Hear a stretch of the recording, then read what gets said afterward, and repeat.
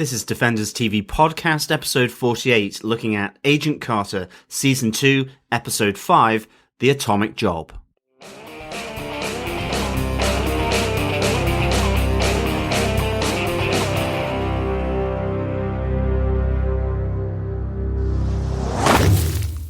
Welcome back, Defenders, to this episode of Defenders TV Podcast, episode 48, where we are looking at The Atomic Job, Agent Carter's episode 5. I am one of your hosts, John. And I'm your other host, Derek. Well, hi there, and we are still missing Chris. He is still in sunny Barcelona, where he is enjoying all things mobile devices, I believe. Yes, he is. Yeah, we are missing Chris now, actually, I must admit. 2 episodes without him for Agent Carter. But he will be hopefully returning for our Deadpool podcast, which has been put off a little bit, purely because we have to have Chris. He is all things Deadpool. Absolutely. Big fan. And right now, which is the most interesting part, we haven't actually talked to Chris about Deadpool. We're recording on Sunday, the 28th of February. We've all seen it. I know that. We saw it the opening weekend 2 weeks ago. And we have no idea of Chris's thoughts about Deadpool. I'm really intrigued because he's the fan. I'm wondering if it lived up to his expectations. Absolutely. I haven't seen a thing on Twitter or Facebook from him about this. Haven't been able to speak to him about it, or he's certainly not let anything slip when we have spoken to him. So it is a mystery to us, and it is to be revealed in our Deadpool podcast, which should be coming out sometime soon this week. So this will be interesting to see his thoughts. My thoughts on it, well, they're a mystery till then as well. You'll be waiting for mine too. But remember, speaking of social media, you can always comment with us and to us on all things Agent Carter, all things Marvel, Netflix, and all things MCU films or non-MCU films as well, like Deadpool. Just feedback at defenderstvpodcast.com. You can join our Facebook group. Just search Defenders TV Podcast. Like our page on Facebook as well. Again, Defenders TV Podcast. And you can follow us on Twitter or tweet at us as we tweet live during the episodes of Agent Carter every Thursday at 9 p.m. on Fox UK. Just go to @DefendersCast. That's it. And you can provide all things and discuss all things Agent Carter or Marvel. Yeah, definitely one of the big benefits of watching Agent Carter is that we're watching it live on TV, so we're able to live tweet it, which is something we can't do with Netflix. So I'm really enjoying that, actually, having that experience every Thursday night at 9 p.m. Every week on Fox TV UK. So really good fun. Yeah, really good fun. You really interact with the fans of the show, with the makers of the show as well. It's really, really good fun. It's something that we also experience on our Gotham podcast. You can, if you're interested in all things DC and Batman, and in particular the TV series Gotham, you can just search Gotham TV Podcast and listen to our thoughts on Gotham. But the interaction on that side of things as well is really good fun. Yeah, really good fun. Definitely. And one bit of warning for our listeners, because it's just myself and John doing this episode, it does feel a little bit more like Gotham TV Podcast, which is just the two of us. So if we do say anything like feedback at Gotham TV Podcast, please forgive us. We do mean feedback at Defenders TV Podcast. Before we kick into the show, there's 2 little bits of news for this week, John. Big bit of news, actually, which I really enjoyed hearing, which came out this week. We now have our Iron Fist. I enjoyed this news too as well. I mean, for me, this is okay. Iron Fist is now cast. Check. It is Loras Tyrell, the Knight of the Flowers from Game of Thrones, played by the actor Finn Jones. So he is our new Iron Fist. So it'll be interesting to see whether those curly medieval locks will remain or whether he will get a good shave and a good old bleach blonde look. Yeah, he's definitely blonde, so I'm hoping that he will get those curls cut back. It's something that just is a stark contrast with my image in my head of Iron Fist. But I do like the actor. I did enjoy him in Game of Thrones. One of the things that did jump out to me was the photograph that was taken of the 3 cast Defenders at New York Comic Con last year when we were there, which was obviously Mike Coulter as Luke Cage, Kristen Ritter as Jessica Jones, obviously, and Charlie Cox as Daredevil. All 3 of them had a bit of a selfie, and there was a gag going around that Iron Fist was the one taking the photograph, effectively.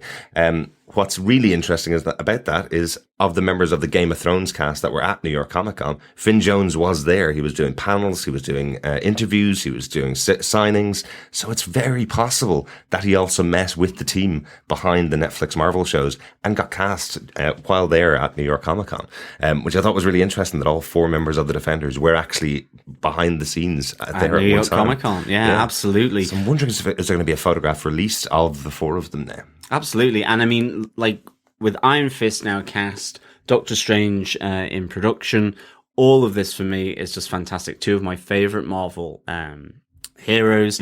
They're going to be on TV, on film, and hopefully they will be together in the Defenders mini-series on Netflix as well. Absolutely. Sanctum Sanctorum is obviously the base of the Defenders in the comics. Whether that will be the case in the show, who knows? I hope so, certainly. And I think in terms of casting, just briefly, one of my thoughts is that I'd never thought of Finn Jones to be cast as Iron Fist, but as soon as it was said, I kind of thought, okay, yeah, I can go with that. I can see that. Yeah. In particular, this idea that he's the lighter relief to Mike Coulter's Luke Cage. Certainly, I can see that relationship occurring there. You know, Loris is a bit of a naughty devil, shall we say. Certainly is.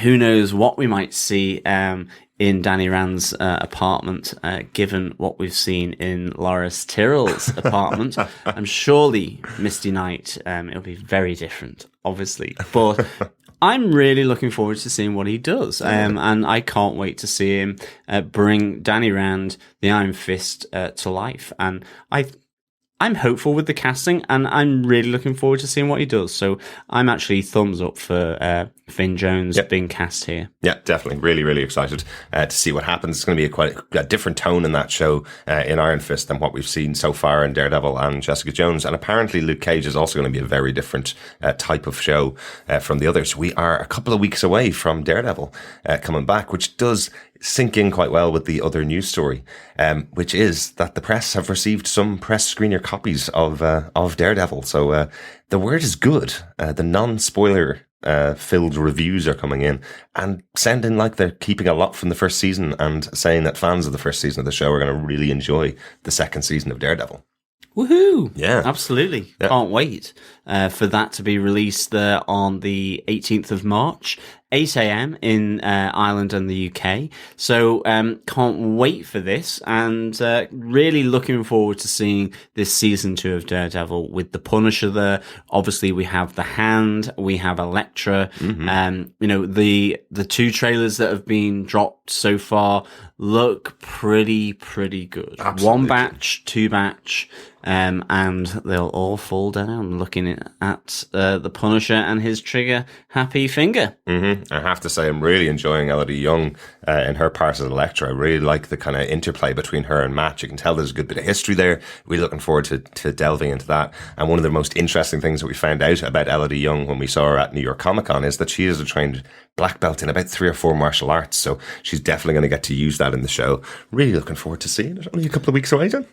Absolutely. Yeah. Can't wait. But remember, for Daredevil Season 2, as well as for Agent Carter Season 2, and for all things Marvel Netflix, you can listen to us, subscribe to us, and review our podcasts. Just go to defenderstvpodcast.com/iTunes, or you can find us in any other good podcast catcher. Just search Defenders TV Podcast, and hopefully we should pop up there, and our dulcet West Atlantic tones will be here with you for all things Marvel, Netflix, and Defenders. Absolutely. And good job not saying Gotham TV Podcast in there. Exactly. Well done. I think with that, Derek, have you got a few little notes on the director-writer of this episode of Agent Carter, episode 5?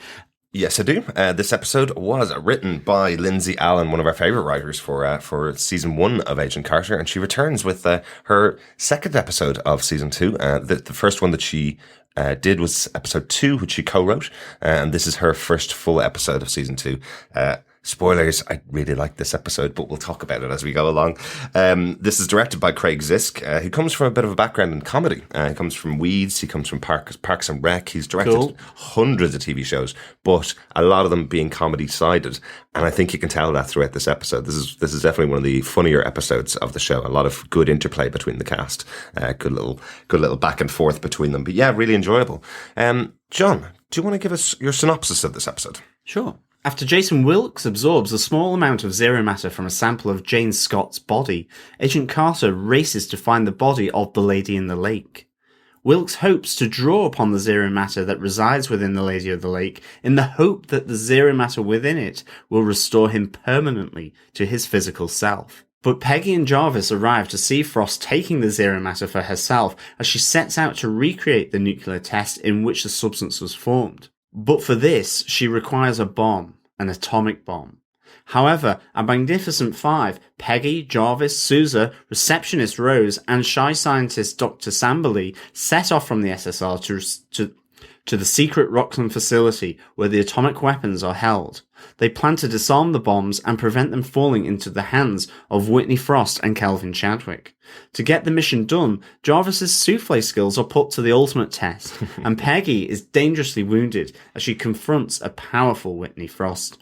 In the aftermath at the Roxxon facility, Agent Carter is stitched up by Sousa's new fiancée, Violet, but as she recovers, other wounds for Sousa and Wilkes look set to open up. Very good, very good. So we tend to get new listeners each time we release an episode. So if this is your first time listening to our reviews of Agent Carter and our general reviews, the way we cover our episodes is each of us take 5 points about the episode, hopefully covering off everything we want across the full episode. And then we talk about some notes towards the end, some things that we may have picked up that aren't really big enough as points. And then we decide whether we defend it or not.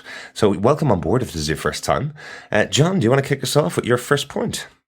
I do. It's the Magnificent Five moment of this. It is the slow walk. It is Kill Bill to great music. It is the Reservoir Dogs moment of this episode where we have Sousa, Jarvis, Peggy, Rose, and Samberly all walking out in slow-mo. I love this. I love the whole bringing together the team. You know, we expect to see at least Peggy and Jarvis in the field together. We had from the last episode the whole flashback where Peggy was being asked to go into the field for the first time, and everything surrounding that, the death of her brother, saying no to her fiance. And here we have two new people to the field, you know, the receptionist Rose, who quite frankly can handle herself in any situation, and Dr. Samberly, who, you know, I love the kind of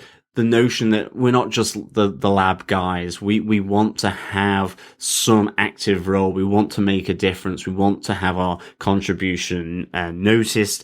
I love the fact that that's been played out through the episode so far, and to have them walking out really good. And after that, I have to say, where they turn up at the Roxxon facility and you have Jarvis, you know, the three you would expect out in the field, Jarvis, Sousa, and Peggy in the back of the van, and you have Rose and Samberly out sort of distracting the Roxxon guards, the security, and just the, you know, the plan solid comes from Agent Carter. As you see, Jarvis and Sousa are really doubting having these two in the field, and then it's like they will be fine. And we just see this lovely interaction of Rose and Samberly where they pretend to be husband and wife, that they're lost, and then some great little device being chucked out by Samberly to electrocute the three Roxxon guards.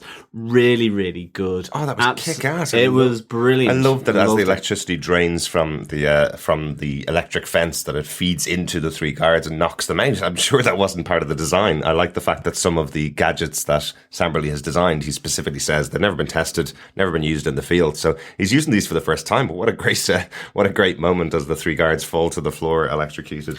You know, we have Rose as part of the team. Loved it. Really liked that. And I loved how the conversation between Sousa and Peggy, as he's like saying, is this wise? Really doubting Peggy's gut instinct here to say that, she trusts her implicitly. She's one of the team. She can handle herself. We see her beating up the one-man band who's come to the talent agency.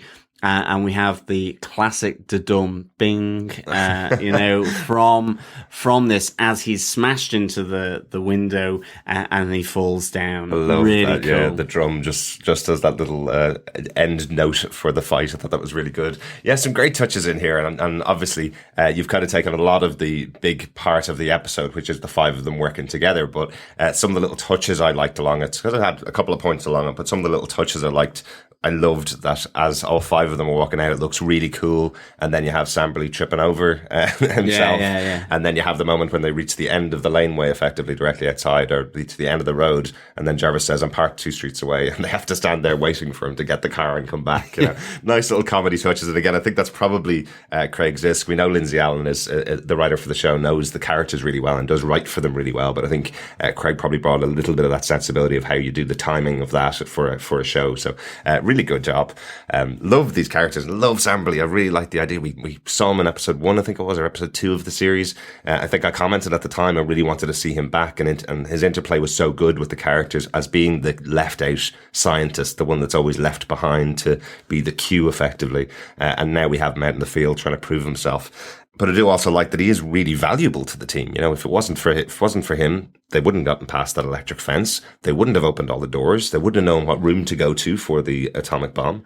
Really useful. I mean, I hope he's back in the field again with Rose. I could see them being a really great addition to the Jarvis and Peggy team. Absolutely. Definitely. And really good. And one of the nice touches about it is that effectively he's saying, in the same kind of similar way to Peggy being left behind in the first season, and Sousa overlooked consistently because of his injury in season 1, Samberly's now saying, yeah, but I'm also left behind because I'm an intelligent man who works in the lab. It's kind of appealing to their better nature, appealing to the idea that in the SSR, we can all work together and do a great job if you just give me the opportunity and give me the chance, Absolutely. And he helps out as well earlier in the episode with the whole infiltration into this base to obtain the key, the master key that's required. I love the fact that you have the whole bribing of Samberly with the apple pie, that, he's like, come on guys, I'll help you out. Mm-hmm. But I love how they're trying to persuade him, almost bribe him into helping. You're like going, surely he can just be ordered to help. Yeah. That's his role. But it's a really good little bit of comedy and interplay between these different factions of the SSR. Yeah, I think the reason, just to maybe clarify, I suppose, if it was missed in the episode, the reason why they can't order him is because this is an undercover operation behind the SSR, because they can no longer trust people in the SSR, isn't it? Yeah, and also Peggy technically shouldn't be there. Yes, that's right. She's on hold. Yeah, that's very true. Very true. Derek, what's your first point? I'm going to take the other big point from the episode.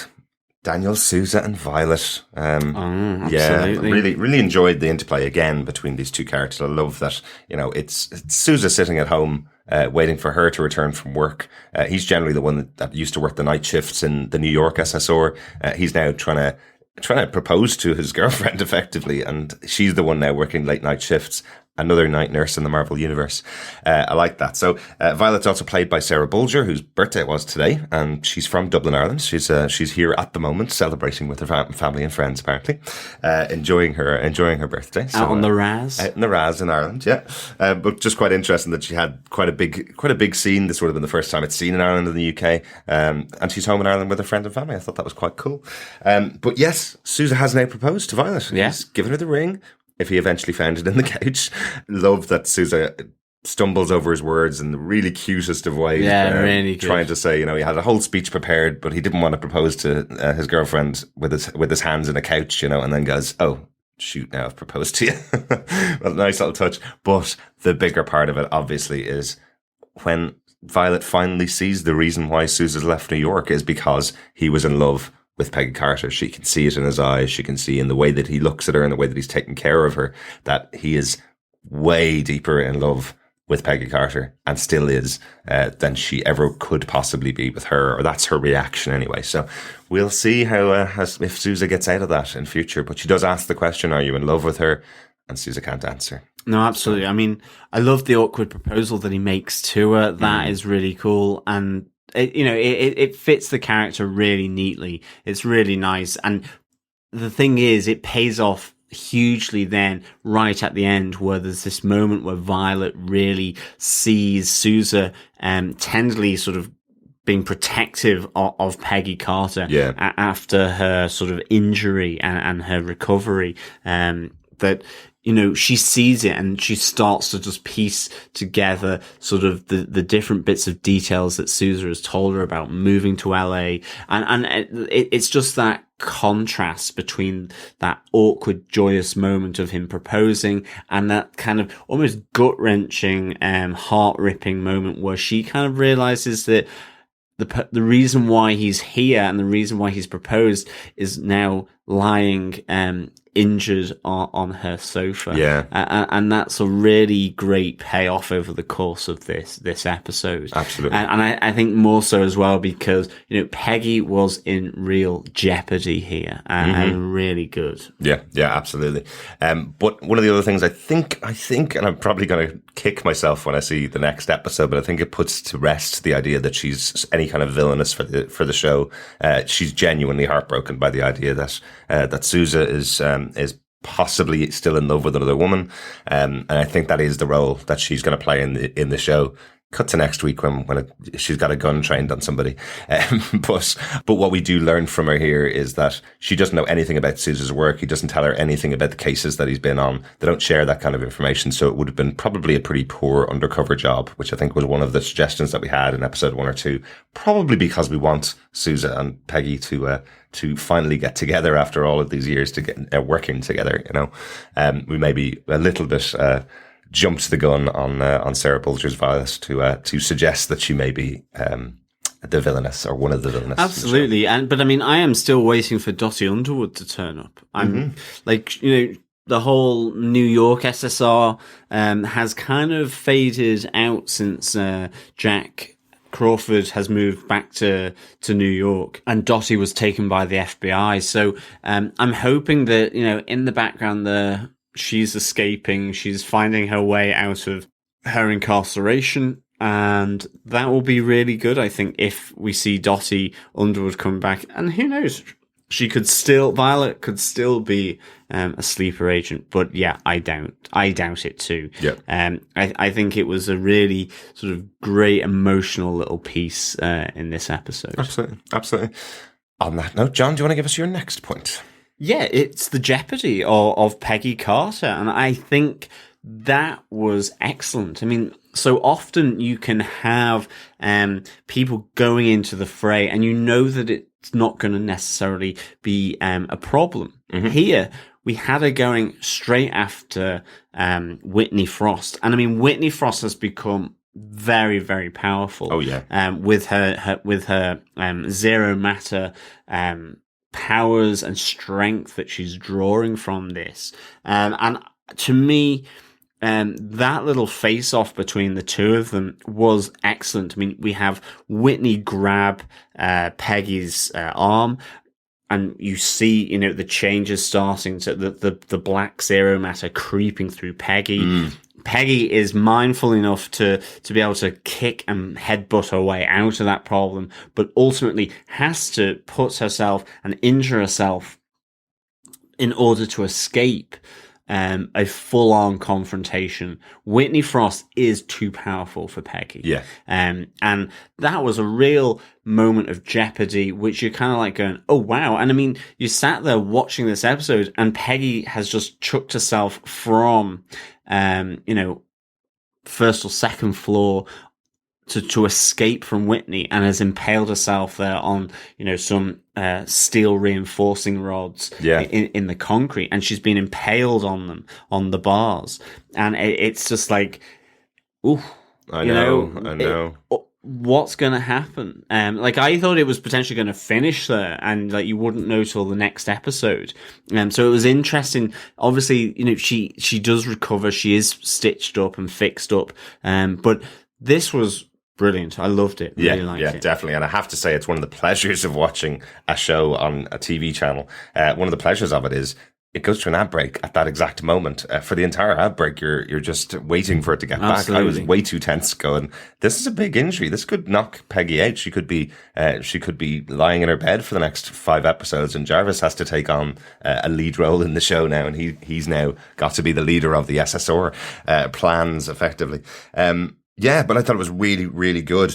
And also, can I just add, because this was one of my points as well, obviously, Whitney's little kick-ass villainess line as she reaches for Peggy's hand, which is "not everyone is cut out for Hollywood," which I thought was it's a really good villainous line. You know, it's exactly the kind of thing you'd see in a comic book. Really cool. I was listening to a really interesting interview with Win Everett this week on the Women of Marvel podcast, where they interviewed her just before the show was released. So there's no spoilers in it. Really good. I'll pop a link into the show notes. But one of the most interesting points that she brings up on that is that when she was cast, she was given the kind of script that had her as Peggy's friend. So she thought she was coming on board the show to be a confidant and not a rival at all. No villain, definitely not a villain on the show. She thought she was going to be playing one of Peggy's friends in LA.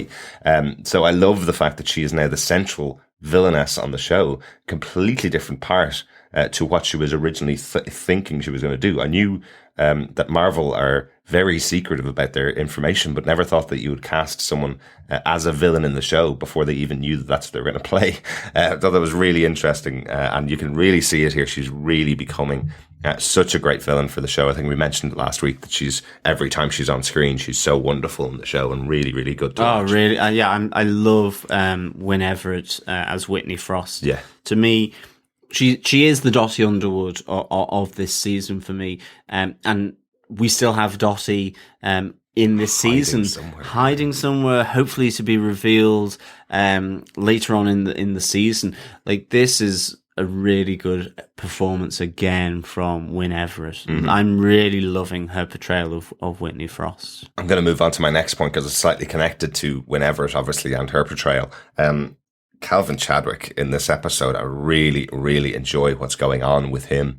I love the first time you see him. I think he's sitting up in bed because he's still reeling from the revelation that his wife can kill you with a touch. I thought that's brilliant. It looks like he hasn't slept in about 3 days, you know? The love life between Calvin and Whitney will never be the same again. I loved that. I mean, I laughed my head off when I saw that. It's just such a great observation from the script writers to have that scene. I just thought it was excellent.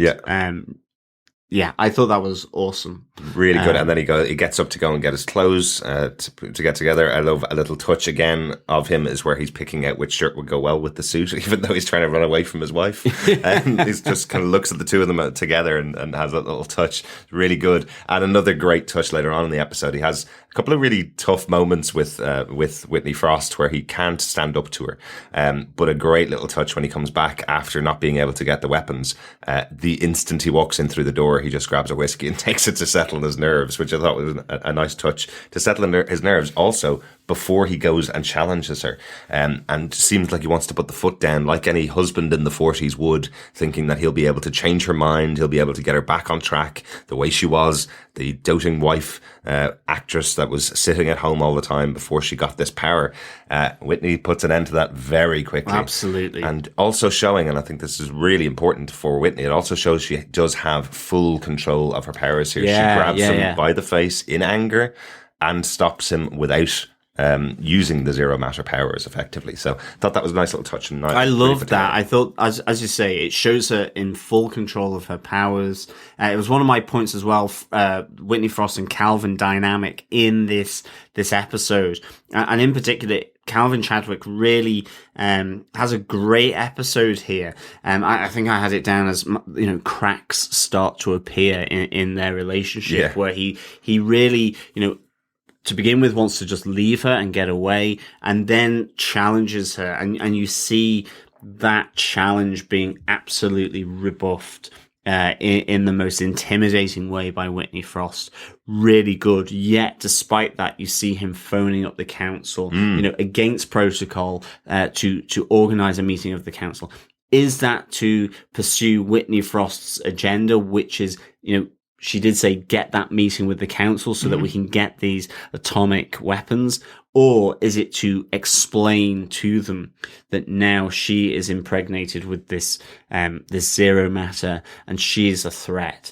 I love the fact that in this episode, Calvin Chadwick is completely out of his comfort zone. Absolutely. Throughout the whole of the episode. Even where he's meeting with, is it Joseph Manfredi? Yes.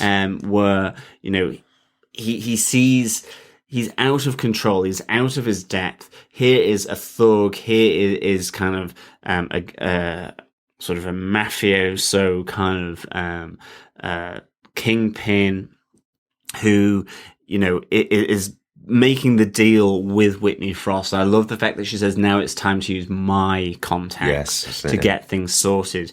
And he just seems totally out of his depth. This civilized way in which the council meet and snuff out a candle is being completely ripped up and ripped apart by Whitney Frost, who is like hell-bent on getting access to these atomic bombs, recreating the experiment to create the fissure. Now, I'm wondering, is this the substance? Like, in fact, it links to one of my other points as well. So maybe I might just introduce this here now.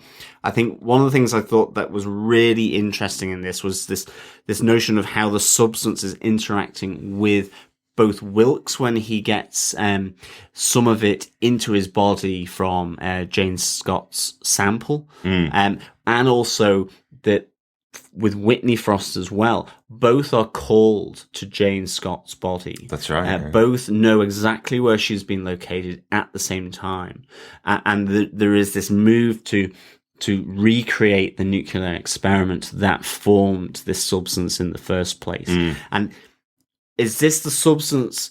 Is this the zero matter, in a sense, throwing its host under the bus so that when it is recreated, or if it's recreated,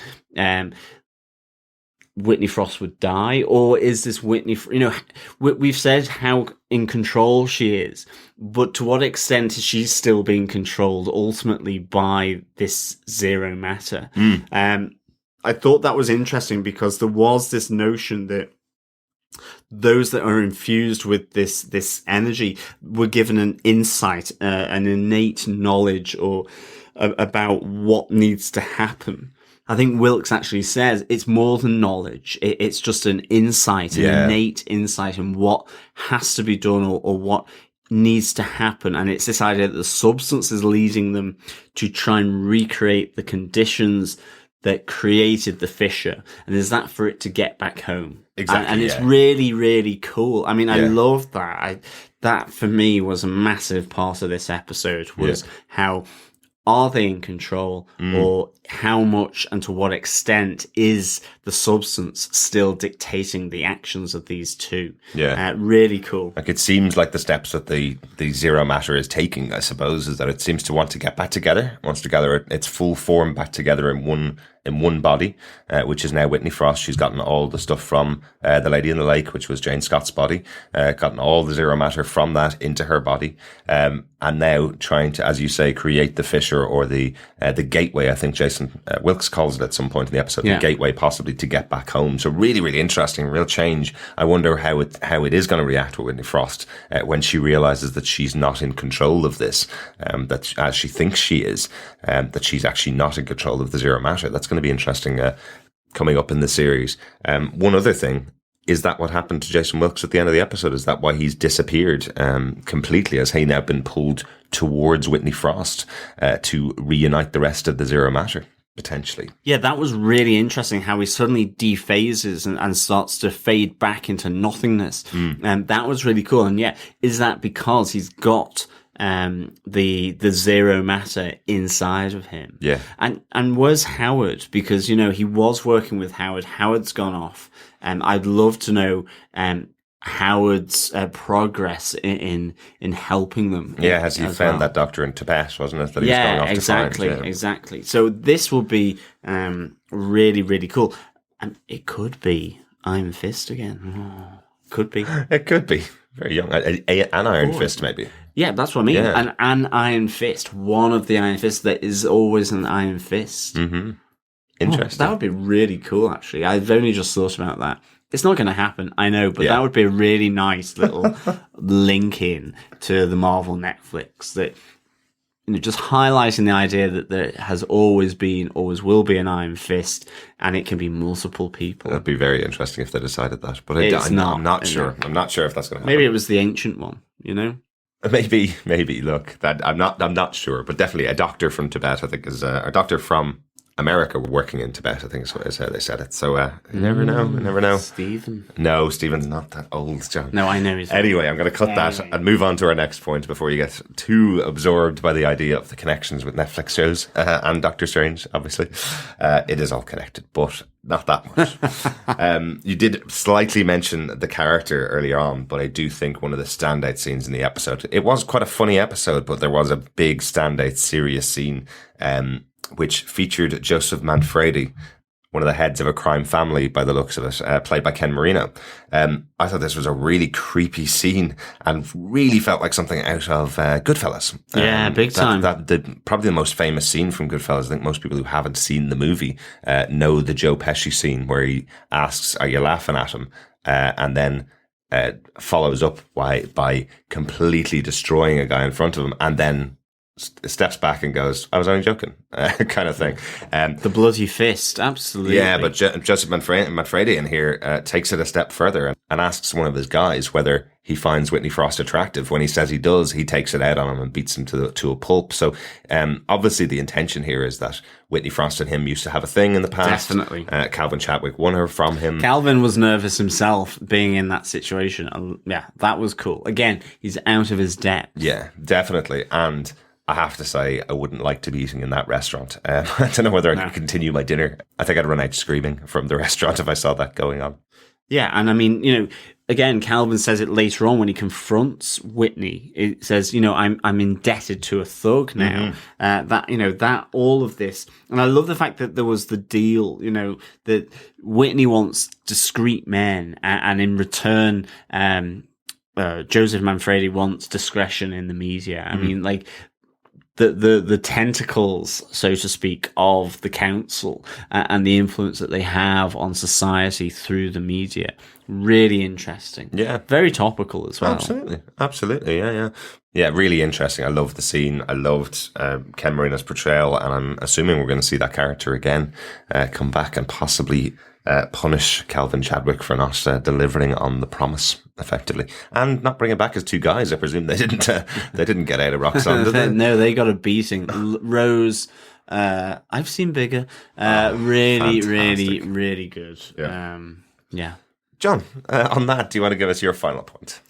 Yeah, I loved Hugh Jones, head of Roxxon, and his Groundhog Day. Yep. Yeah, I mean, this was hilarious. With Peggy infiltrating Roxxon to get this key. The fact that the facility is almost impenetrable, and the device from Dr. Sambly to erase the last 2 minutes. I just loved him walking out the door and going, SSR agent, and coming back in. And, there was, it was just really good.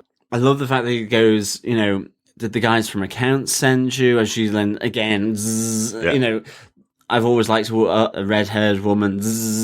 And you could just see that whole scene was just so much fun. Yeah. Right at the end where he appears from his office with like his belt open, his shirt sticking out from his pants, as his actual secretary comes in, and she goes, "Did you have a good lunch?" And he goes, "Well, I must have."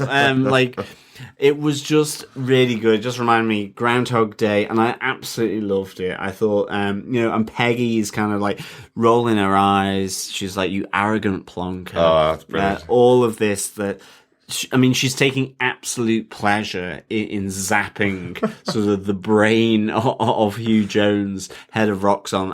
And the thing is, when she's been given it, where it's been tested on Jerry, that, you know, it's the memory inhibitor, that it may cause brain damage, and you're like thinking, is she just trying to give him brain damage? She's like going, you know, you are an arrogant plonker. I loved it. It's great. Such good fun. Absolutely. And what I really like about it is that it's a nice callback to season 1. If Peggy hadn't been as forceful as she was with Hugh Jones when she met him, the head of Roxxon back in season 1, by saying, "What's your name, sweetheart?" and her reply was, "It's Agent." If she wasn't as forceful with him back then, he wouldn't have had her in his memory, burned into his brain as she was. So by the fact that she was so forceful with him, within 10 seconds of seeing her, he knows exactly who she is. But it's a great touch. If you wanted to know the type of episode you were getting, I think that moment when they say they tested the memory inhibitor on Jerry, and he goes, "No, you didn't," and walks into a wall, then you know exactly what type of episode of Agent Carter you're going to get. And it was brilliant, really well timed, really well put together. And there was the whole, as well, going after this key. I love the Jarvis and Peggy moment with, I kind of had it, the 3 killings for a key, where it's like, you know, he goes, he's basically saying that it's impenetrable to get into this Roxxon facility. And Peggy's like going, well, no, it's not. You can just drill into the lock. And he goes, but the acid infusion would destroy the lift and kill us all. And she goes, well, we can just blow the doors off the hinges. And he goes, but that will set off the explosives in the lift and it will kill us all. And then finally, well, we'll just dig a hole. And he's like, but this will trip the 3,000 volt mechanism and kill us all. Like, it was, I just loved that interchange between the two. So good. Really so good. Jarvis and Peggy, pitter patter. Really, really good. But Derek, what's your final point? I think we've pretty much talked almost every point in there except for one, which is Jarvis removing the atomic core from the bomb. Some great moments in here when the gang finally get in. I'm going to call them the Scooby Gang. It's the new Scooby Gang, right? Yeah. Buffy's not around anymore except in comics, so they can take the Scooby Gang mantle. I really liked when Jarvis, firstly, he gets locked into the room with the atomic bombs, being the nervous Nelly, I think we can call him, as a British butler. Being the nervous Nelly that he is, he's staring at the door going, the door is going to open soon, isn't it, Sousa?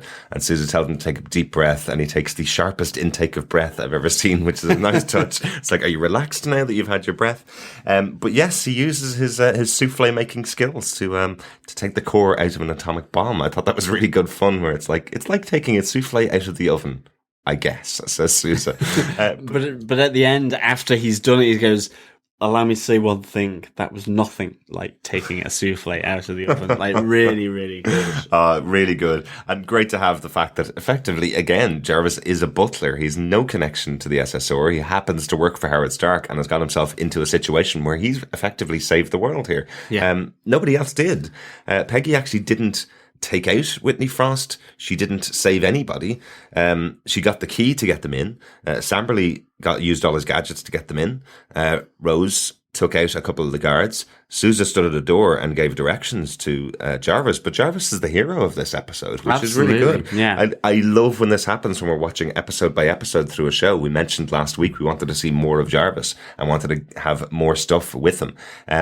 Yes, he was still the comedy sidekick, but he did loads here and saved the world in the end. Saved the world from an atomic explosion. Absolutely. Really, really good. And just the final note of that point, I love that as he's tucking Peggy Carter into bed, she says to him, you need a rest as well. You've disarmed an atomic bomb today. And his response is, 2 atomic bombs, because he's so proud of himself that he's achieved that and saved the world. Definitely. That's overall my points on the episode. Was there any notes from the episode for you, John? I do. I have 2. First of all, it's definitely the double break-in. I love the fact that both Peggy and Whitney find themselves in the same facility. Yes. Twice. The cold storage facility, the county's cold storage facility, where, basically Jarvis and Peggy are pipped to the post by Whitney as she sort of takes out that zero matter from Jane Scott's body. And then the second one is at the Roxxon facility, again, where they find themselves in the same facility. Really, really good. Yeah, and I love the touch of it. Essentially, as they drag the security guards they knocked out with the electric fence, they drag them in, they get into the lift, they go down in the lift, and then the doors open as another body of a security guard falls into the lift. Exactly. Which is their tip-off that Whitney's in the building. Whitney's here, exactly. Fantastic. Loved it. And then the other one is that there was a lot of innuendo in this Yes, there episode. was. From Innuendo, outnuendos. Exactly. I mean, from pies to woodies to your equipment, to I've seen bigger. I mean, this was a really sort of dirty birdie, innuendo-filled episode.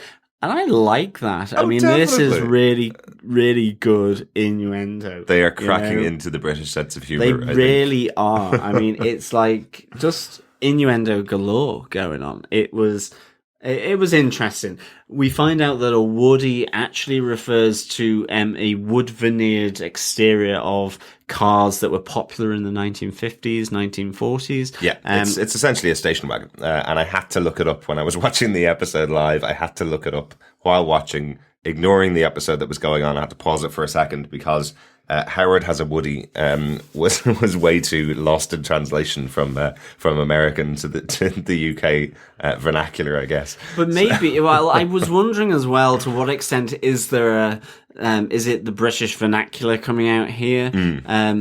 Looking more deeply into the innuendo here, I don't know. I mean, I love, Rose says, "We need your equipment" to Samberly after a whole discussion about pie and Rose's pie and all this kind of thing, and you're like going, okay, am I just reading way too much into this, or is this like the innuendo that I think it is? And yeah, it is the innuendo. You think it is? I'm sure. I think it is, but yeah. Let us know what you think on this, because, I mean, I saw innuendo in at least 4 rather large places. You were giggling most of the way through the episode, I think. It felt like a proper British sitcom at times. Really good. Really, really good. No huge notes from me. I think we talked about most of them. But one point I did catch this week is that we have an O'Neill on the team. I am Derek O'Neill, and we have an O'Neill that's working as a stunt coordinator for the show, which I just wanted to think that's pretty cool. We've got someone working as a stunt coordinator. Relative? Possibly. You never know. Might be my way in. Get everywhere, you O'Neills. We do. And the only other note that I have, because Chris isn't here, is we do get somebody else in the front reception of the SSR this week, which is the one-man band that John mentioned.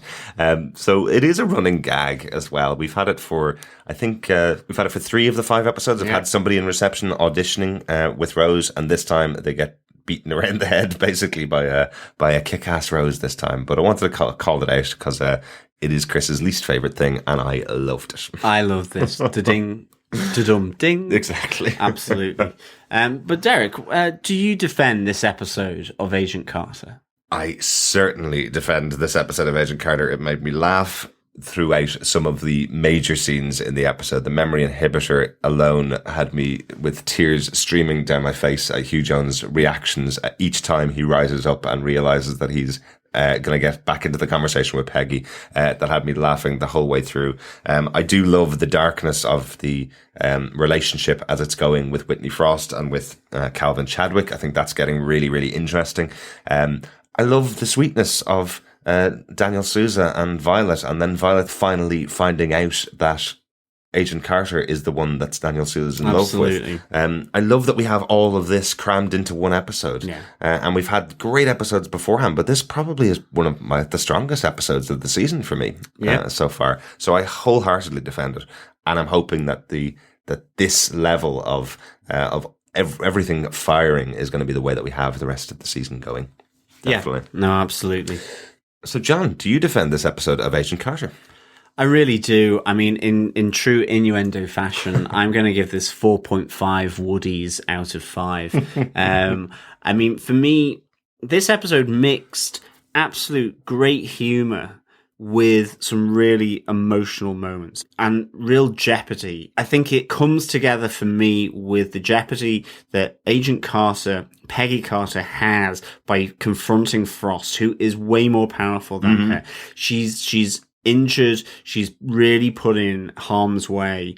And that is what makes Sousa realize how much he cares for her, and that prompts Violet to really see and start to connect dots. That's really emotional. It's really big for those two characters because this has been simmering from season 1. That was really good. And you, at the same time, you have some really good comedy moments with the memory inhibitor. And then you have a fantastic, knocked out of the park, magnificent 5 moment. I mean, the slow walk, whenever you do a slow walk in film, in TV, it's got to mean something. It's got to feel powerful. And this felt great, having Rose and Dr. Sambley sort of joining Sousa, Peggy, and Jarvis for that slow walk and coming into the field and really playing their part. Yeah. I absolutely loved it. And then on top of all of that, you have the Groundhog Day with Hugh Jones. And I loved then the development of Whitney Frost and Calvin Chadwick's relationship. I mean, for me, this is Calvin Chadwick's. It's the best episode I think we've seen with this character. And Definitely. I mean, Corey Graham just does it really well. He's conflicted. This is the person he was going to take in the senatorial race or all the way to Washington, D.C. with. Things have been turned up on upside down, on its head, and he's having to sort of deal with this new relationship, and he is in deep water that he's not happy being in. I really like this as well. So many different things happening in, a 55-minute episode. It's absolutely top notch. I defend this really highly, and I think this is probably my favorite or joint favorite episode of Agent Carter so far. Really? Really enjoyed it. Will it get up to 4.75 Woodies? Is that possible? I don't know. I think so. It can get up to 5 Woodies, apparently. Yeah, in a brothel.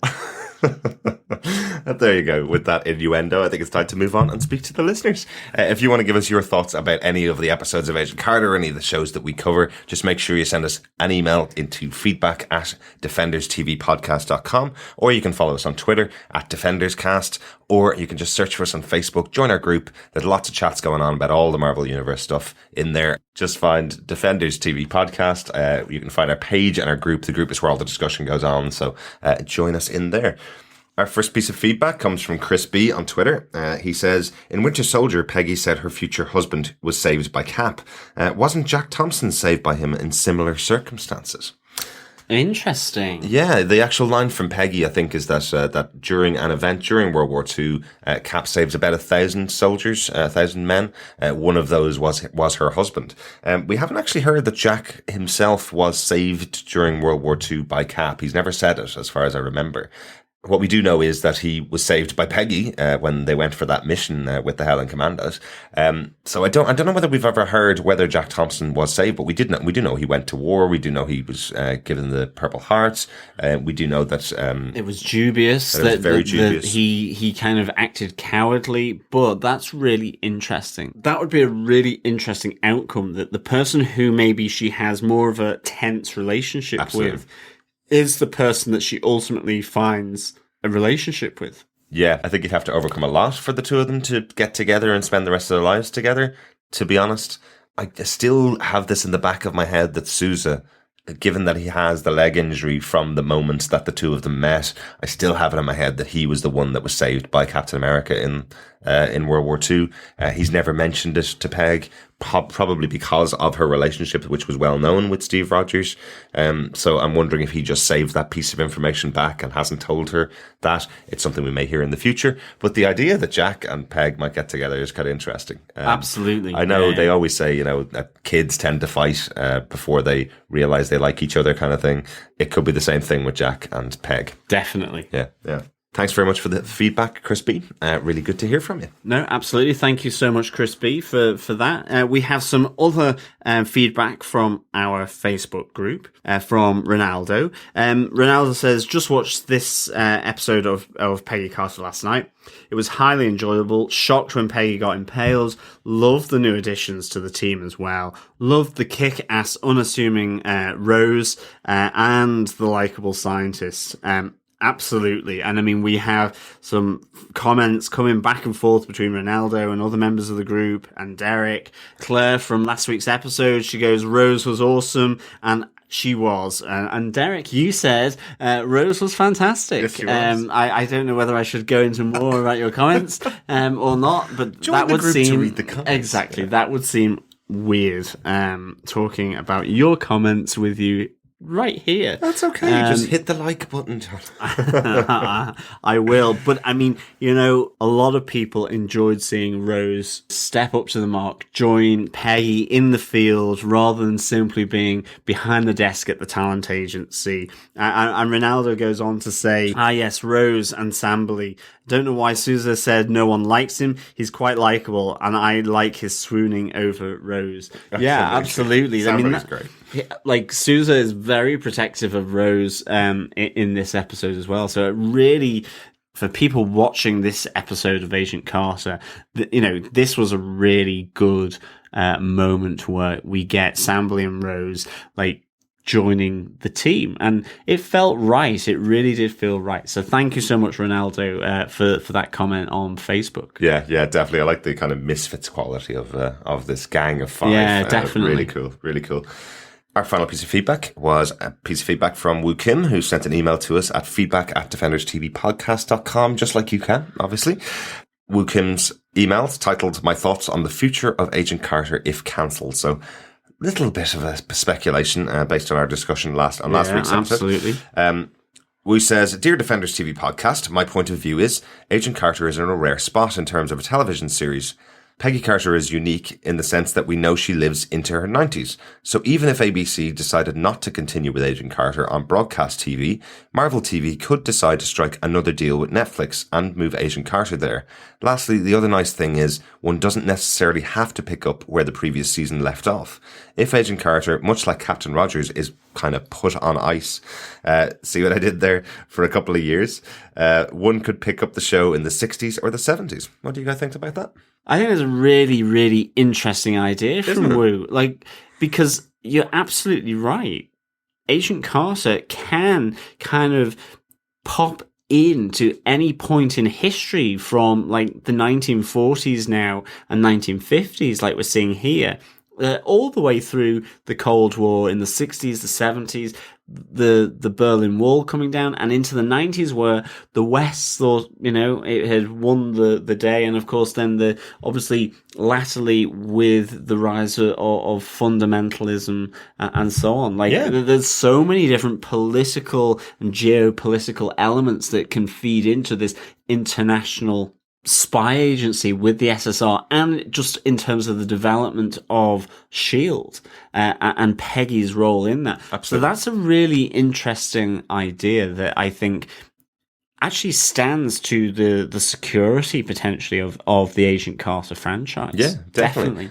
Really nice thought. I will say also, Peggy looked pretty darn good in the opening scene of Ant-Man. So I think she's probably been getting a workout for many years. So I think there's many, many adventures to be told in the Agent Carter world, and a very good possibility that, just even the idea of shaking it up completely and having, a break of a 10-year gap from 1947 to seeing something new, or a 20-year gap, something like that. That's quite interesting. Exactly. And I think, we are totally on board for a season 3 of Agent Carter. So, thank you so much for your feedback. If you have any feedback on this, please send it to feedback@Defenders TV Podcast, or on Facebook, or on Twitter. You are most welcome to join in the conversation. And of course, we always have to let you know where you can find us. If you're new to the podcast, please go to defenderstvpodcast.com/iTunes, or search Defenders TV Podcast on any good podcast catcher, such as Podcast Addict, Beyond Pod, Player FM, or indeed Stitcher. Mm-hmm. I think with that, I am going to say, please, listeners, get some rest. Butler's orders. It's a pleasure, as always, discussing the episodes of Agent Carter, and we'll be here next week. Yeah, maybe after all this is done, we can go and get... Yeah, whatever. Shut up and open the doors. Bye. Talk to you next week. Talk to you next week. See ya. Bye.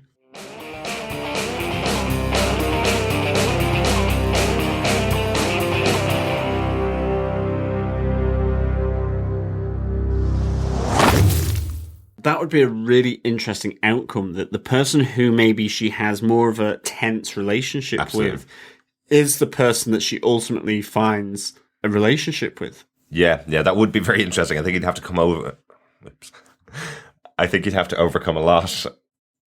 I think he'd have to overcome a lot for the two of them to get together and spend the rest of their lives together, to be honest. This has been a Flickering Myth Podcast Network production. For more information, head over to flickeringmyth.com for more shows like it. Find this show in iTunes by searching for the podcast name, and head over to youtube.com/Flickering Myth to subscribe to the Flickering Myth movie show. We'll see you on the next podcast. Take care. Bye bye.